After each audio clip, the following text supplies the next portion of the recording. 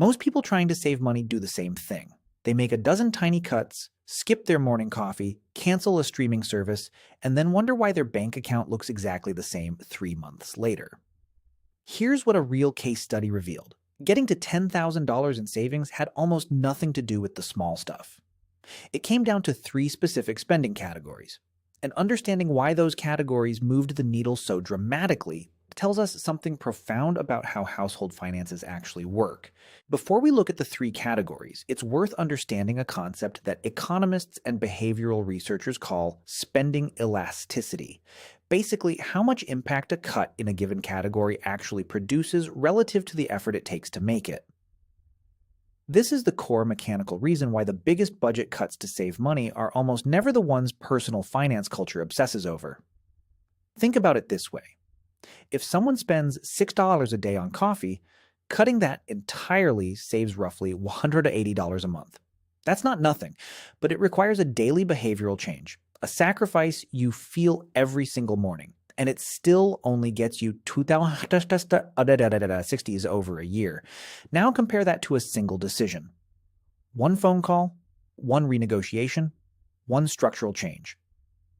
In a category where monthly spending is $900 or $200. A 20% reduction there saves $180 to $240 per month with a fraction of the ongoing effort. The math isn't complicated, but it runs completely counter to the advice most people receive. Small cuts in small categories feel productive. They rarely are, relative to the ceiling they hit almost immediately. The case study we're unpacking today reflects this pattern precisely. The path to $10,000 in savings was paved by 3 categories, and they weren't the obvious ones. In the case study, housing represented the single largest monthly outflow by a significant margin, as it does for most American households, where the Bureau of Labor Statistics consistently shows housing consuming roughly 33% of average annual expenditures.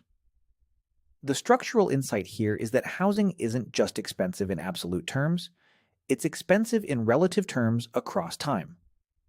A decision made about where to live and what to pay, often made once and then ignored, compounds into the biggest financial force in someone's monthly budget.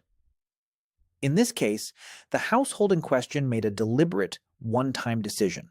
They moved to a slightly less expensive unit in the same city, reducing their monthly housing cost by $350. That single decision, executed once, generated $4,200 in annualized savings with 0 ongoing willpower required. No daily sacrifice, no habit change. One decision, recurring benefit every single month. This is the mechanical principle that makes housing so powerful as a savings lever. The savings don't require maintenance. Contrast that with, say, eating out less, which requires a decision every time you're hungry and tired after work. The psychological literature on decision fatigue tells us why recurring, automatic savings dramatically outperform savings that depend on repeated choices.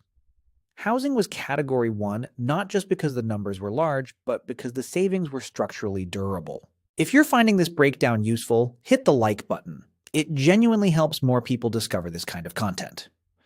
Now, transportation. Most people think of transportation costs as a car payment, maybe gas, and that's roughly it. But the full mechanical picture of what transportation actually costs looks very different when you account for insurance premiums, registration fees, maintenance, depreciation, and parking. A's annual Your Driving Costs study consistently shows the total annual cost of vehicle ownership sitting well above $10,000 for the average new car. Meaning for many households, transportation is quietly the second largest spending category, even though it rarely feels that way on a month-to-month basis because the costs are fragmented and irregular. In the case study, the household identified that they were carrying 2 car payments simultaneously, and that one of those vehicles was being used infrequently enough to question whether it was earning its cost. The decision to sell one vehicle, not a small behavioral tweak but a structural elimination, removed a car payment, reduced insurance by eliminating one policy, and cut fuel costs meaningfully. The combined monthly reduction came to approximately $420. Annualized, that's over $5,000. Again, one decision, not a recurring sacrifice. This is where understanding spending categories to cut becomes genuinely useful, not as a checklist of deprivations, but as a framework for identifying which categories carry enough financial weight to justify a structural change rather than a behavioral one. The third category is different in character from the first two, and that difference is instructive. Housing and transportation produced large savings through large structural decisions.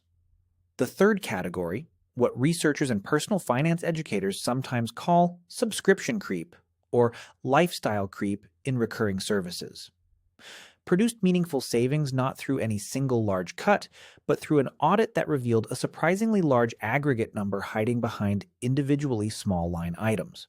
In the case study, a systematic review of all recurring monthly charges revealed 14 active subscriptions and service fees. Some were recognized and valued, many were not. Several had been forgotten entirely, gym memberships still billing after the person stopped going, software tools no longer in use, streaming platforms running in the background of a household that hadn't consciously chosen to keep them. The act of canceling or renegotiating 9 of those 14 services produced a combined monthly saving of $187. Annualized, that's $2,244. Meaningful, though clearly smaller than housing or transportation. Here's the important nuance. This category is often cited as the primary target in popular budget advice, and it is a genuine source of waste. But in isolation, it couldn't have gotten this household to $10,000. It was the third lever, not the first. The reason this matters mechanically is that it illustrates where the ceiling is. Subscription cuts are bounded by how much you're spending on subscriptions. Housing and transportation are bounded by much larger numbers, which is exactly why they produced proportionally larger results. When you add up the annualized impact of these three categories, $4,200 from housing, $5,040 from transportation, and $2,200 from subscriptions, you get approximately $11,584 in annual savings. That's how a household reached $10,000. Not through dozens of micro-sacrifices, not through extreme frugality, but through correctly identifying which spending categories held the most mechanical leverage and making structural changes in those places. The behavioral science dimension here is equally important. Research on habit formation and decision fatigue consistently shows that people have a finite capacity for ongoing self-regulation.